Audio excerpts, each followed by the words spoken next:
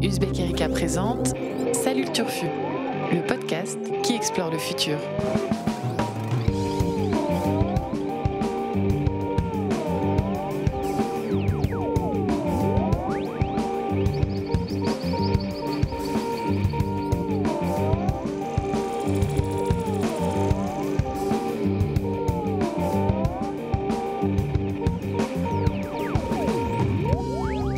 Salut à toutes, salut à tous et surtout salut le Turfu. Et oui, la rédaction d'Uzbek Erika revient dans vos esgourdes au cœur de l'été, en plein chassé-croisé entre juilletistes et haussiens. Et oui, dans vos esgourdes, dans vos oreilles, on est là.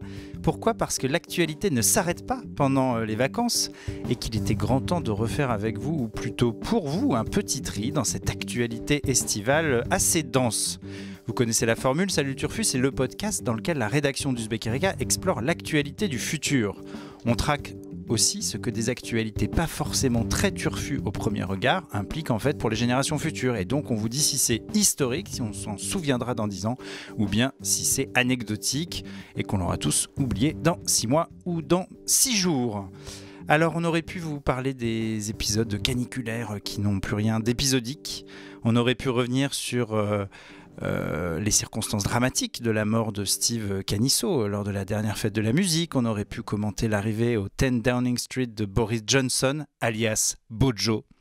Mais on a préféré vous concocter un menu un peu plus surprenant et surtout plus vertigineux, puisque dans les prochaines minutes, on va vous parler de Guerre des étoiles, la vraie, pas celle avec Dark Vador et Luke Skywalker.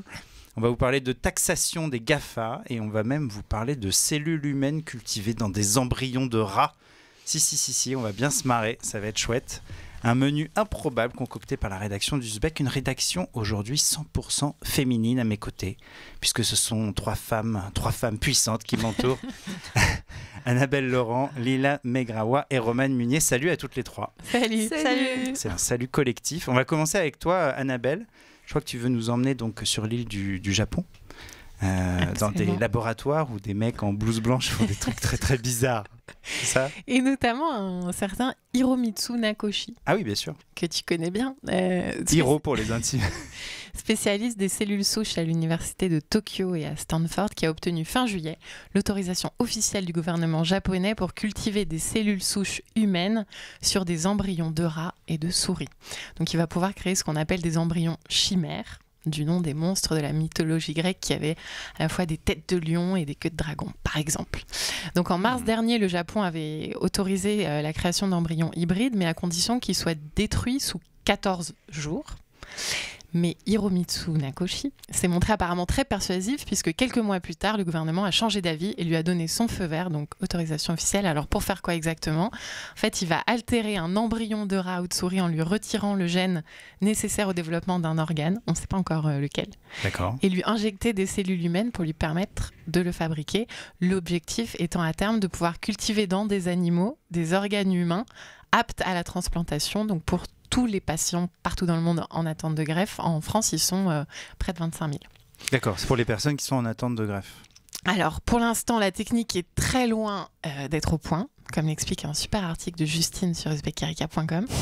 La distance génétique entre les deux espèces, donc humains et souris, étant telle que ça entraîne pour l'instant le rejet par l'organisme de la plupart des cellules humaines injectées. Donc, tant que le processus n'est pas maîtrisé, les fœtus de rats et de souris ne vont pas être portés à terme. Et les embryons hybrides vont être cultivés qu'une quinzaine de jours avant que les organes commencent à se former. Mais si ça fonctionne et les équipes sont assez confiantes, elles vont demander l'approbation du gouvernement pour altérer des embryons hybrides, cette fois de porcs, et pour cultiver pendant 70 jours. Donc on voit qu'ils veulent procéder par étapes et avec prudence, mais pourquoi c'est historique ? Parce que c'est la première fois qu'un gouvernement soutient officiellement ce type d'expérience et sans les encadrer par un délai. Donc je vous parlais de 14 jours, là le délai officiel saute. Ça ouvre des perspectives, tu le disais, assez vertigineuses sur ce qui va pouvoir être fait plus tard quand la technologie sera au point. Et on pourra bien peut-être se souvenir du fait que les barrières éthiques seront tombées officiellement au Japon. puisque ces barrières éthiques, pour l'instant, elles sont à peu près en place dans le reste du monde. En France, la fabrication d'embryons chimères, elle est interdite par la loi bioéthique de 2011, et on lit très clairement la création d'embryons transgéniques ou chimériques est interdite. Donc je me disais, on est bon. C'est bon, on est protégé. Cela dit, j'ai lu un certain John DeVos, qui est responsable de l'unité de thérapie cellulaire au CHU de Montpellier, dit qu'en fait cet article montre qu'il y a un flou parce qu'on est dans le chapitre de l'embryon humain. Donc on comprend qu'il ne faut pas injecter des cellules animales dans l'embryon humain, mais l'inverse n'est pas dit. Donc, cherchez l'erreur. Aux États-Unis, il y a eu un précédent important début 2017 avec des chercheurs américains qui ont développé un embryon homme-cochon pendant 28 jours. Et ce qui était nouveau alors, c'est que c'était la première fois qu'on injectait des cellules humaines dès le tout début du développement embryonnaire de l'animal. Donc il y avait une contribution humaine à l'ensemble des tissus. Et là encore, j'étais très étonnée, donc toujours dans une même interview de John DeVos à France Info. Il dit c'est pas du tout nouveau de mélanger les cellules humaines et les cellules animales. Il y a des patients qui reçoivent des valves de porc avec succès. Et depuis vraiment très longtemps, on fabrique du sang en administrant des cellules humaines à des souris. Lila, tu hoches la tête, tu dois être au courant, mais j'avais pas vraiment conscience. Philippe Catherine, par exemple, le chanteur, a de la peau de cochon au niveau de son cœur. Il raconte qu'en fait, enfant, il avait un trou, on lui a décelé un trou au cœur. Et en fait, pour compenser, on a utilisé de la peau de cochon. Et Lila a réussi à parler de Philippe Catherine à la 7e minute de ce podcast. Donc comme chaque semaine, finalement. On peut même pas mettre de son de Philippe Catherine. C'est pas grave. On va limiter, on va le bruiter à la bouche. Et donc la limite à dépasser maintenant, ça va être sur les organes. Il dit qu'il y a certains organes qu'il ne faut surtout pas humaniser. Donc tout ce qui touche à la représentation de l'humain, la peau, les membres, les cordes vocales, et surtout le premier qui tombe sous le sens, le cerveau de l'animal, ce qui lui permet de donner cette phrase incroyable. Il ne faut à aucun prix que le cerveau de l'animal soit humanisé et qu'on se retrouve avec un porc qui aurait un cerveau en grande partie d'origine humaine. C'est vrai. Ça brouillerait la frontière entre l'animal et l'humain et ce serait inacceptable. Donc on voit bien que cette grosse barrière éthique de jusqu'où peut-on aller sans risquer de mélanger les espèces, elle est très présente. En revanche, une qui semble un peu moins se poser, c'est celle de la manipulation génétique des animaux. Puisque est-il légitime de transformer des animaux en usines à organes ? Ça va être un autre sujet intéressant à débattre dans les prochaines années. Est-ce que Aymeric Caron s'est exprimé sur le sujet lui Il est trop occupé à parler des moustiques. C'est ça, cet été, il est déjà sur le chantier des moustiques. Donc on ne l'a pas entendu sur les chimères, mais on imagine qu'il ne doit pas voir ça d'un œil très positif en tant qu'antispéciste. Intéressant. On a beaucoup d'images en tête de cellules humaines cultivées dans des animaux ou l'inverse, puisqu'apparemment les deux sont discutables. Je vais me tourner vers Lila pour connaître ton vote. Sachant que tu es évidemment fortement influencé par la présence d'une valve de porc dans le cœur de Philippe Catherine. N'est-ce pas ? Est-ce que cette actualité est historique ou anecdotique ? Historique, j'ai envie de dire. Est-ce que tu as vraiment envie de le dire ? Oui. Malheureusement, historique. Je me posais la question à partir de quel moment on considère qu'en fait il n'est plus éthique de continuer à développer tel ou tel organe. Moi, ce qui m'étonne, c'est qu'il valide une telle recherche à l'heure de des mini-organes artificiels, des organes de synthèse. Les projets d'impression 3D. Exactement. Oui, Autopromo aussi, on avait fait un article sur le sujet, c'était un article de Vincent Louquet sur les alternatives à l'expérimentation animale. Exactement. Donc c'est plutôt étonnant qu'on aille vers ce champ d'expérimentation-là. Un historique un peu d'étonnement et un peu flippé, un peu déçu de Lila. Romane, historique ou anecdotique ? Historique aussi. J'ai l'impression que c'est un peu le début de toutes les questions éthiques aussi, comme tu disais, quelles sont les limites, même les questionnements autour de la condition animale et de la fin des traitements sur les animaux, parce qu'on est quand même en train d'y réfléchir sérieusement pour tous les cosmétiques, les traitements, les médicaments, etc. Et pourquoi Est-ce que dans ce domaine-là, on continue encore de se servir de ces animaux Oui, mais si ça peut permettre à des gens de vivre. Oui, c'est ça. On pense à ces milliers de personnes. Pense à toutes ces valves de porc qui nous permettent qui permettent à Philippe Catherine de continuer à produire des disques étonnants. Voilà. Ça me pose beaucoup de questions donc historiques parce que j'ai hâte qu'on ait un peu des réponses un peu plus fixes et des règles peut-être un peu plus rigoureuses dans ce domaine-là, en tout cas pour éviter qu'on fasse trop de bêtises. Je suis content de ne pas voter, puisque ma voix ne comptera pas sur cette actualité. Je vais donc m'abstenir. Ah, tu vas t'abstenir. Voilà, je m'abstiens car c'est beaucoup trop what the fuck comme actualité. Il y a beaucoup trop C'est historique. Voilà, c'est historique, Madame Google, merci. Deuxième chapitre de notre podcast Acturfu. Et je me tourne vers Romane qui va nous faire prendre un peu de hauteur, beaucoup de hauteur même. Et oui, on va parler un petit peu de guerre des étoiles, mais alors une vraie guerre des étoiles, puisque le 13 juillet dernier, Emmanuel Macron a annoncé que la France allait se doter d'un commandement militaire spatial d'ici le mois de septembre. On va arrêter avec la petite musique de Star Wars.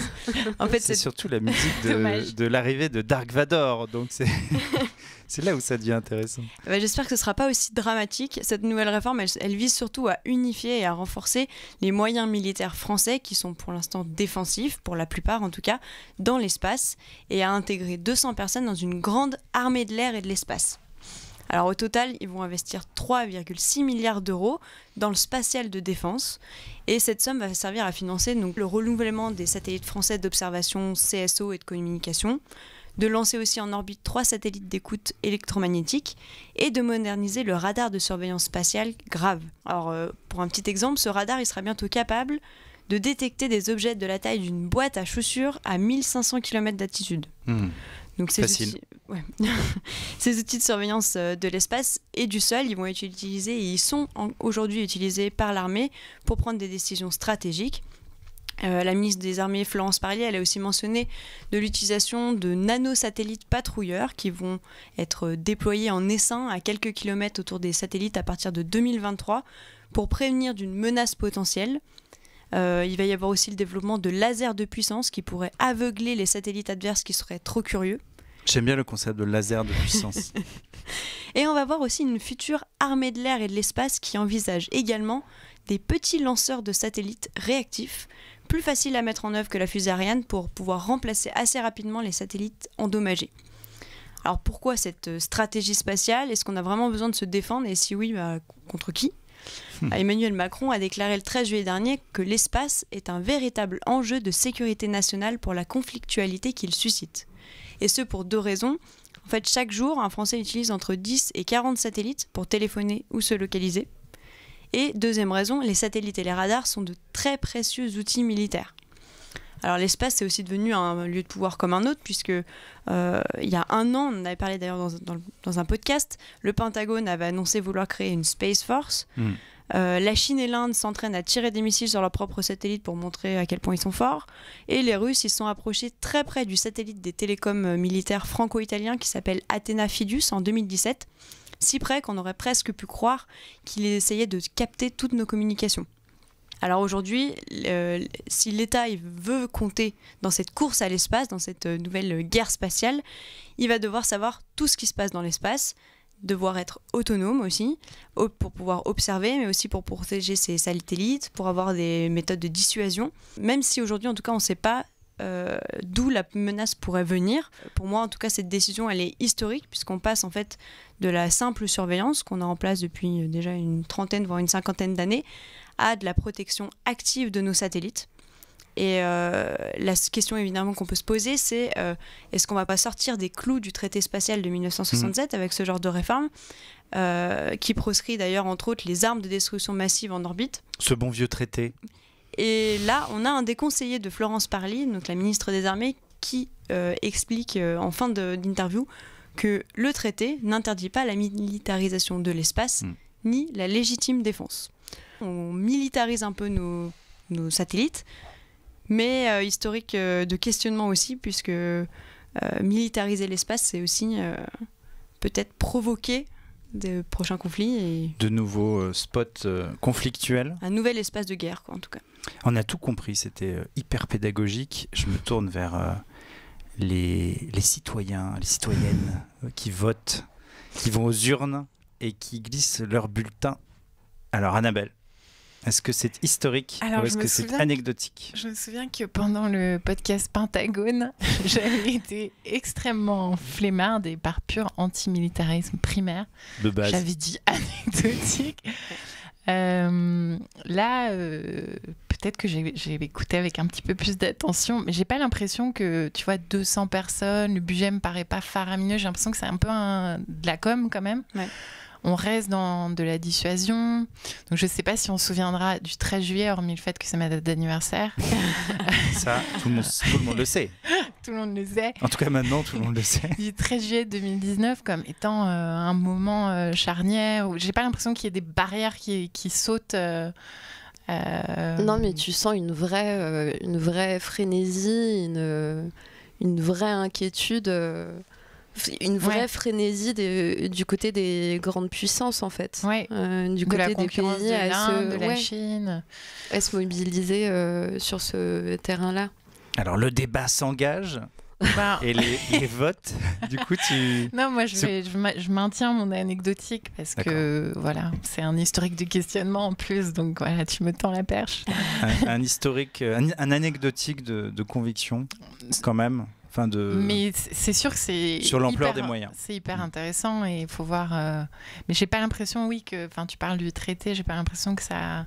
Tout à coup, il y a un truc qui se débloque, qu'on passe. Enfin, tu vois, on passe en offense, à l'offensive. On en reparle dans 3 mois, quand Ouais, les Russes voilà. auront Oui. détourné nos Et après, ce que satellites. tu dis aussi sur le côté dissuasion et donc risque d'escalade par pur. Ça, Ouais. c'est intéressant aussi, quoi. Est-ce qu'on n'est pas en train de se mettre dans la mer tout seul? Alors Lila, tournant historique ou bien coup de com'? Autrement dit, historique ou anecdotique? Bah, historique de questionnement. Moi, j'ai une. On se questionne j'ai beaucoup une aujourd'hui question. quand même. Hein. J'ai une question en regardant ce qui a été annoncé en matière de cybersécurité, parce qu'on sait qu'aujourd'hui les satellites, une grande majorité du parc satellitaire installé dans l'espace, c'est plutôt des satellites basés sur des technologies anciennes, qui n'ont pas nécessairement de bouclier cybersécurité extrêmement évolué. Est-ce que tu sais si dans le volet dissuasion, est-ce que tu as un volet cybersécurité, cyberdéfense? On avait par exemple l'entreprise Symantec qui révélait l'année dernière qu'un groupe chinois pirate aurait tenté d'infecter un satellite de communication. Symantec, Tu vois, donc, c'est Norton, hein, c'est les Américains. Ouais, l'équivalent Kaspersky. Pour la Russie. Il y a eu plusieurs doutes aussi sur les satellites qui ont été utilisés pour faire avancer l'armée américaine pendant la guerre en Irak, qui auraient pu être hackés. Moi, il me semble avoir lu dans le rapport qu'ils veulent renforcer la cyberdéfense, mais j'ai rien qui m'a vraiment choqué. Enfin, j'ai pas l'impression que ça soit une priorité absolue. En tout cas, c'en est sûrement une, mais c'est pas ce qui est étonnant. C'est pas ce qui est mis en avant en tout cas, mais. C'est étonnant, on pourrait totalement Ils sont facilement hackables, il paraît. hacker des satellites et se retrouver dans ton scénario, Annabelle. Internet coupé, Ah oui. bonne partie. Ton fameux scénario. Bah oui. Que j'appelle de mes voeux pour une déconnexion. Donc ouais, Agressive. historique de questionnement. Bah, je vais être obligé de trancher alors. Allez, Eh bien, je tranche en faveur d'un historique. Allez. Je pense que c'est Son un... côté militariste. Bah oui, primaire. j'aime bien. Moi. Au service de la France. Non, mais c'est important. C'est un tournant. C'est un peu un tournant contraint et forcé. Mais la France a une tradition de puissance spatiale qui l'oblige un peu à se positionner sur ce créneau-là, à mettre des moyens, à confirmer qu'elle a une stratégie cyber aussi bien affirmée et qu'il faut qu'on est entré, mais c'est un peu ce qu'on a exploré dans des récents articles, notamment Lila, avec plusieurs papiers et plusieurs interviews, mais on est en fait déjà dans une forme de cyberguerre qui est latente, qui est froide, qui passe par des conflits diplomatiques comme l'affaire Huawei et des attaques sur du privé. Mais on est déjà dans cet état-là et je trouve ça légitime que la France prenne un peu ses dispositions, même si on n'est jamais à la hauteur en termes de moyens. Mais après, si tu mets trop de moyens, on va dire que c'est une politique militariste. C'est un peu comme l'IA, en fait. C'est le plan IA. Il pèse pas grand-chose par rapport aux investissements chinois ou américains, mais si tu le fais pas, on te le reproche. Et si tu mets trop d'argent, on te le reproche aussi. Mais je trouve ça intéressant que la France assume de prendre ce virage-là à ce moment-là. En amont de l'Europe aussi. Oui, en ils étant... ont demandé l'aide de l'Allemagne ou je crois. Mais là, c'est vraiment une initiative. Ils font cavalier seul, comme sur le sujet plutôt sceptique. Ouais. Et intéressant aussi de voir que la France, l'armée française a ouvert une branche conflit lié au climat récemment. Donc ça aussi, ça prouve un tournant dans les consciences et dans les priorités et les nouvelles zones de conflit et facteurs de risque. Donc historique. Ouais. C'est historique. Ah ouais. Un podcast historique pour le moment. Alors, chapitre ça va pas rester longtemps, numéro 3. Tu ne sais pas. Lila commence déjà à s'auto-saborder. On va donc faire exprès de prendre le contre-pied. Tu vas nous parler de quoi, Lila, pour la troisième actu de ce podcast? De taxes GAFA dans la famille de la saga Trump contre le reste du monde. Nous avons l'épisode taxes GAFA. Alors, lassé d'attendre après l'unanimité de l'Union européenne sur le sujet, ça fait en effet quelque temps déjà que se discute la possibilité d'une régulation à niveau européen sur une taxation commune des entreprises du numérique. Donc lassé, la France, sur l'impulsion de son ministre de l'économie, Bruno Le Maire, Hermès. Tout à fait. Comme il s'était présenté et auto-surnommé. Hermès ? Oui. En référence au dieu messager. Oui, le messenger.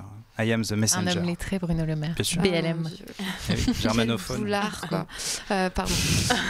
Donc, sur l'impulsion du ministre de l'économie, Bruno Le Maire, et surtout l'officialisation du Parlement, donc la France a promulgué, ça y est, c'est officiel, la taxation des GAFA ou géants du web. On découvrira pas seulement que ça concerne pas seulement les GAFA. Donc cette taxation qui s'élèvera à hauteur de 3% de leur chiffre d'affaires. Alors c'est historique peut-être, à minima cette taxe dérange si on en croit les différentes réactions. 3% des profits réalisés dans le pays, c'est ça Alors non pas des profits, du chiffre d'affaires. D'accord. Pas les bénéfices, vraiment le chiffre d'affaires. Alors, la taxe GAFA a beaucoup énervé Donald Trump, qui a lancé dans la foulée une enquête sur ce projet français et surtout menacé la France de représailles douanières sur son vin, à coup de mon vin américain est meilleur que le tien, by the way. Alors en vrai, c'est quoi la taxe GAFA ? Alors, ça devrait être actif, être rétroactif, donc à partir de janvier 2019. Alors, toute entreprise réalisant un chiffre d'affaires sur ses activités numériques en France sera taxée à hauteur de 3% sous réserve que son chiffre d'affaires s'élève à au moins 750 millions d'euros et 25 millions en France. Presque concernée, mais ça... c'est ça. Parce qu'on l'appelle taxe GAFA, mais elle va concerner du coup un peu plus que 4 entreprises. Les entreprises du numérique, mais a priori pas les startups, les startups florissantes. Il faut avoir du gros bénéfice et de la bonne trésor, quoi. Exactement. Je salue ta maîtrise du jargon économique. I am Hermès, the messenger. Alors, en tout, cette taxe devrait rapporter, selon Bruno Le Maire, 650 millions d'euros de recettes en 2020. Sauf qu'en fait, cette taxe, elle ne serait pas entièrement adaptée au modèle des plateformes. Si on prend le cas d'Uber, Uber par exemple a annoncé en 2018 un chiffre d'affaires en hausse de 46%, on l'a estimé à 11 milliards, donc a priori tout va bien, sauf que Sauf qu'Uber enregistre des pertes considérables sur ses bénéfices depuis plusieurs années. L'entreprise avait perdu plus d'1 milliard de dollars en 3 mois en début d'année. Le chiffre d'affaires n'est donc pas vraiment représentatif de la santé d'une entreprise et encore moins d'une entreprise du numérique. Puisqu'en fait, les entreprises du numérique, c'est un peu basé sur le modèle de fake it until the others die, à savoir fin jusqu'à ce que les autres crèvent, jusqu'à la mort au sens de feindre, et pas au sens de la fin. Pardon. Oui, trompe ton prochain pour et tes investisseurs le tuer. Exactement. Donc Uber, par exemple, multiplie depuis pas mal de temps ses activités, livraison de nourriture, trottinette électrique, voiture autonome, tout ça pour occuper le terrain, noyer ses rivaux jusqu'à se retrouver en situation de monopole. C'est un peu le principe d'une start-up, une entreprise du numérique. Les bénéfices seraient, eux, plus fiables, sauf qu'en fait, c'est compliqué pour l'État français d'ajouter une taxe sur les bénéfices. En fait, ces entreprises sont plutôt protégées par des conventions, ce qu'on appelle des conventions fiscales bilatérales, pour éviter en fait une forme de double imposition. Donc en fait, légalement, on n'est pas en droit aujourd'hui de taxer sur ces bénéfices. Donc l'État français, à défaut, cherche donc à imposer cette assiette, le chiffre d'affaires. D'accord. Donc ces 3%, je le disais un peu plus tôt, ça va concerner à peu près 27 entreprises. C'est pas énorme non plus. Donc 4 françaises. On appelle ça la taxe GAFA, mais ça concerne aussi bien Alibaba, Rakuten, qui me semble est franco-japonais, tout à fait. si je me trompe. Japonais Zalando, au départ, allemand. Du côté français, on a Criteo. On a Criteo, Axel Springer, il me semble que c'est allemand, donc bon, baptiser ça taxe GAFA, c'est peut-être un peu abusif. Alors pourquoi c'est historique quand même ? Alors c'est historique, je dirais symbolique. Alors d'abord, Emmanuel Macron s'y était engagé lors de sa campagne. Et surtout, en fait, la France espère entraîner dans son giron, par la preuve, d'autres pays. Elle espère emmener avec elle l'Espagne, l'Italie, qui a déjà commencé à y réfléchir qui a même déjà depuis quelques années passé des accords notamment avec Google sur la fiscalisation. On sait que le Royaume-Uni a entré un projet de loi de taxe au Parlement. Et surtout, Bruno Le Maire plaide également pour une taxation au niveau de l'OCDE. Et apparemment, la réflexion serait en bon chemin.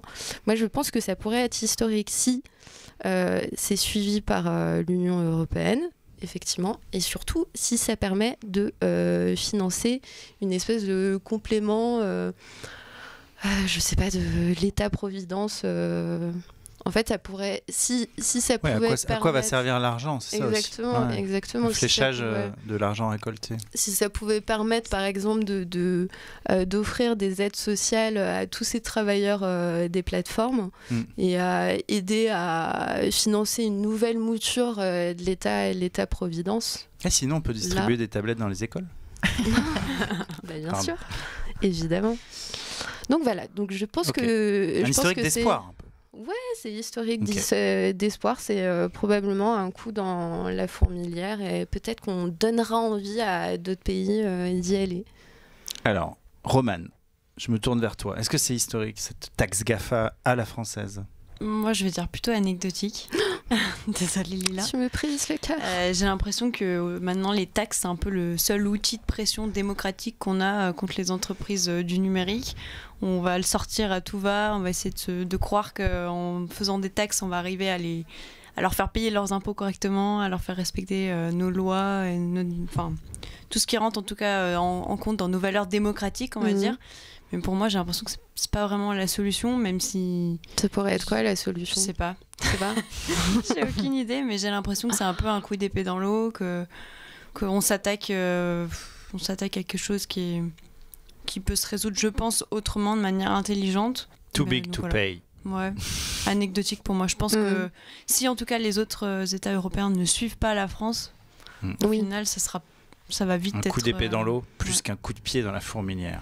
Il nous manque 3 pays, en vrai. La Suède, le Danemark, et 3e, c'était... Il n'y a pas l'Irlande. Ah, l'Irlande, pardon. Évidemment, Ouais, nos évidemment, amis irlandais, pardon. qui ont la chance d'héberger les sièges Europe de la plupart des GAFA. Annabelle, historique ou anecdotique ? Historique d'espoir, parce que j'adore Bruno Le Maire. Non, pas du tout. Non, mais parce que je trouve ça quand même pas mal quand même de se dire que la France mène... ça fait plaisir. La fronde. Et un combat quand même extrêmement nécessaire. On n'est absolument pas armé pour récupérer une partie de la croissance de ces entreprises, sachant que Facebook et Google se font des... J'ai envie de dire couilles en or, mais je l'ai dit. C'est fait, trop tard. En ponctionnant les entreprises françaises qui payent des millions pour être... Enfin, tout leur revenu, c'est de la pub. La pub en ligne. Et c'est fou de se dire qu'il n'y a pas de retour. Qu'il n'y a déjà pas de retour fiscal. Ouais. Donc, ces millions qui s'échappent, allons-y. Allons les rattraper. Enfin, c'est évident. Et en effet, l'OCDE mène un combat depuis des années. Et là... on n'a pas réussi à avoir les autres avec nous, mais on peut lancer. Venir. En fait, ils se sont dit, on n'attend pas le grand soir fiscal et on n'attend pas... on y va. Alors, j'ai lu aussi beaucoup de critiques, puis t'en as évoqué plein. Enfin, peut-être qu'on n'a pas fait exactement les choses quand il fallait, mais historique d'espoir, parce que faut à suivre. Et après la politique de la chaise vide de Gaulle, la politique de la taxe tout seul de Macron, ça peut marcher. Moi, je trouve que c'est aussi assez courageux, cette idée de preuve par l'exemple. On verra si ça prend ou pas, mais j'aurais voté anecdotique aussi. Anecdotique. Pardon, historique. Oh là là, je me contredis moi-même. Mince. Il y a trop de questionnements, tu vois. À chaque fois, on nuance nos historiques et nos anecdotiques. Non, historique, bien sûr. Pour saluer le courage de la France. Et je pense que c'est un petit peu le message d'ailleurs de ce podcast. On a beaucoup questionné la puissance géopolitique et économique de notre puissance française, voilà, qui est pour certains un nain historique. Et pour d'autres encore un peu un géant, Madame Google qui m'a coupé la parole littéralement, mais pour elle est pas contente, qui a voulu dire confirmer ce que tu dis. Voilà, c'est historique. Voilà, vous aurez compris le verdict. On a donc 3 actualités historiques, des chimères au Japon, une taxe GAFA en France et désormais un commandement armé également du côté de la France. Mais c'est déjà l'heure de se quitter. Et oui, 3 actus seulement dans notre besace. On revient bientôt. Je ne m'engagerai pas sur une date car nous sommes début août et que c'est une période un petit peu creuse. Il n'y a que nous qui travaillons à cette période-là. Donc merci à Annabelle, Lila, Romane. Continuez à nous écouter, à nous lire aussi. Il y a notre dernier numéro qui est en kiosque pour bien passer l'été. Et puis à très bientôt. Salut.